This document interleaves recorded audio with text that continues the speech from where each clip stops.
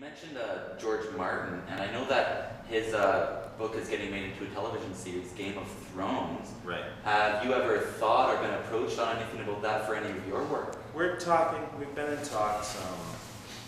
I actually have a very prominent agent who called me up, was interested in my Demon Wars property. And she's enlisted an A-list writer, a major producer, and an A-list actor for Demon Wars. The studios, there's been a lot of interest for Dark Elf, but I don't own the Dark Elf property, Hasbro does. So it's really going to be up to Hasbro when and if we do a movie, you know, if they really want to do it. You have to be very careful doing that, because if you do a TV show or a movie and it's not very good, you can really do a lot of damage. And then there's another side to that. I always thought I wanted a movie. You know, that was the big thing for me. I want a movie deal. I want a movie deal. Because I have this fantasy of going to the theater with my friends, not telling them anything about it. And then the trailer comes up for my movie, and I just kind of look at them and go, ha! You know, that's like one of the moments I want. That's on my bucket list, you know. But I was at Harvard University a couple of years ago, a few years ago, and Guy Gauntlgrym, the Canadian fantasy author, wonderful Canadian fantasy author, Fiona by Tapestry, one of the wonderful series. He was there, and now he's friends with the Tolkien family, and he actually worked with Christopher Tolkien in compiling the Silmarillion. The Peter Jackson movies were up there, so we were chatting before we went in and did our seminar together. And he asked me what I thought of the movies, and I really love the Peter Jackson movies. I thought Peter Jackson did about as good a job as you can do on a very difficult series to bring to the film. And we were talking about it, and I had very good reviews for Peter Jackson's work, and he said to me, yeah, but how do you feel now, knowing that from this day forward, no one will ever again come to Professor Tolkien's work through the books? And I was like, whoa, I really had never actually thought of it that way. So do I want a Dritz book with Orlando Bloom on the cover? I think I still want to do it, but if they're going to do a movie, then I either want to be very involved or not involved at all. No midway point for me. That's good. I'm sure a lot of readers will be happy to hear that. Yeah, we'll see. We'll see. Could happen. We shall see. Well, let's hope so. I am. Kind of, maybe. Half the time. It's one of those double-edged swords. Absolutely. Absolutely it is. Absolutely.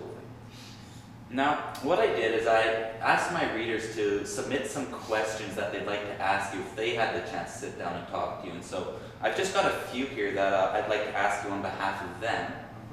And what one of my readers asks is, what do you think of all the changes in technology, such as social media, that brings authors and readers closer than ever before? Talk about double-edged sword. Well, I'm actually afraid a little bit of some of the new media that's coming out, because like I'm on Facebook now, and my fear is that there's so much information going so fast that people won't take the time to read books. And I'm not saying that for my own career as a problem. That scares me on a much bigger level, on where the world will go if people forget how to read books. And so there's that whole, is it true information, is it misinformation? Will people forget how to distinguish? And the whole beginning, middle, and end of a story, all of that I fear could be in jeopardy if it goes too far. But to your point, the interaction, it's good and bad. I mean, one of the reasons I still tour is because you have to meet the people face to face who are reading your books. Otherwise you get this stilted view from the internet. Whether it's internet spying, allowing people to say really horrible things about you that they would never say to your face. You would hope they were raised well enough not to say it to your face. Or whether it's just, you don't really know, it's hard to tell where a person really is coming from on the flat screen of a monitor, you know? But when you meet them face to face, it brings a whole different dimension to the feedback you get as an author. So, but on the other hand, for example, we do e-signings with my books, where people order them from my website, and I sign them, personalize them, and send them out. And you're reaching so many more people on a very personal level this way. And I've met people, a guy in Chicago, a guy showed up to my signing in Chicago, who was one of my best buddies on EverQuest, and I had never met him. This was back in 1998, 99, 2000, around there. And he showed up, and he said, "Oh, it's to Ken." And I'm like, "Ken?" Yeah, and he goes, "Yeah, a solo."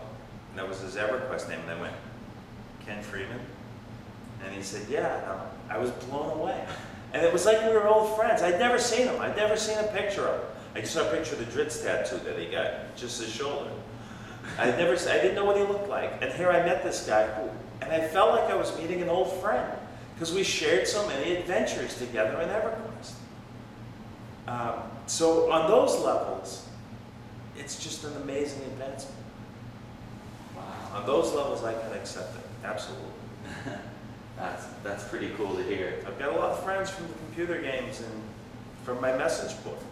I made a lot of friends on my message board at my own website, who I usually see when I come out. In fact, in Seattle, I saw 3 of them in Seattle. Saw one in Boston when I was out in Boston. These are people I only know through the internet. It's kind of cool. That is pretty cool. Although I've also been stalked. That's not very cool at all. But, No. anyway. My next reader asks is, what does the future hold for Caddy, Bree, and Regis, if it holds anything at all? Okay, now if I knew the answer to that, do you think I'd answer the question? Thank you. Remember I told you I throw my outlines away? I don't know what I'm writing on the next page of my book. Never mind what I'm writing in the next book, or the book after that, or the book after that, or the book after that. I never say never about anything, but stories are what they are. And when the story ends, that's the end point of that until it comes up again later. And it has to be that way. I thought Wolfgar was gone forever for years after the legacy. It wasn't until I wrote Passage to Dawn that I realized, he's coming back. So, right now, it is what it is. Dritz has moved on. The readers should too. I'll be sure to tell them that. I know that a lot of them are die-hard fans of everything and don't like to accept change. I found that out when I killed the Wookiee, yes. And that was not my idea. Let's get that right out there. Good. And just one last question. It's one that I've started to ask all the authors that I'm interviewing, is what piece of technology do you think that we possess today do you feel is the closest to a piece of science fiction technology? Whoa, you gotta give me a minute on that one. Probably the abundance of GPS. And what I mean by that is, and this is it's my hope and my fear, because I can imagine a world where when you get in your car and drive, satellites will track you, and if you go over the speed limit, the ticket will just show up at your house. Or I could even take that a little further. Satellites will track you, and if they see you going over the speed limit, it will govern the motor in your car to bring you back down to the speed limit. And the level of intrusiveness that's going on, and it's willing, we're willing participants in this. You know, there's a great scene in The Sopranos, which is one of the best television shows ever made. If you don't like the violence, and you don't like the sex or the foul language, just, close your eyes and block your ears to those parts, but look at that series as a character study, and it's brilliant. There's one scene in there with Tony Soprano sitting with his psychiatrist, and he says, life is just a bunch of distractions until you die. And I think Twitter is proof that he was right.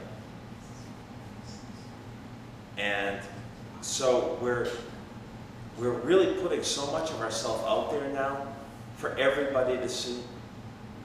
And even if we're not, there are a lot of people looking anyway. I heard that you can't walk down the street in a major city without being videotaped 50 times or some crazy number. They take cameras on the stop signs, and if you run the stop sign, bang, ticket shows up. I can see us being tracked in satellites. I can see all of this happening. And I was talking to my son, my oldest son, Bryan, who's a game designer at 38 Studios, actually, who got his degree in philosophy. And we were talking about this, and he said, you could write a horror novel now about a lack of privacy. You know, I know what you did last summer, right? Or someone calling, they're watching you. But because we're willingly throwing that privacy away, maybe 20, 30 years from now, you could probably write a horror novel about a society that has privacy. Because the new normal will be everybody knows everybody else's business. And so if you reverse that psychology, that would be the horror novel to a generation not very far removed from our own. So that's terrifying.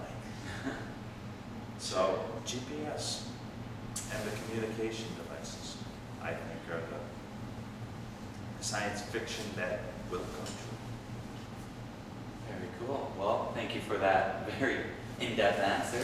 I have all day sitting around the house, I have to think about something. Well, thank you again, Bob, for being here with us. It was an absolute pleasure to spend time with you. It's nice being here. Good interview. Had fun. Thank you. And if you want to learn more about Bob, feel free to visit his website at www.rasalvatore.com or follow him on Facebook at rasalvatore. And thank you again, Bob. And I'm Bryan Stearns with the SFF Hub, and I'll see you next time.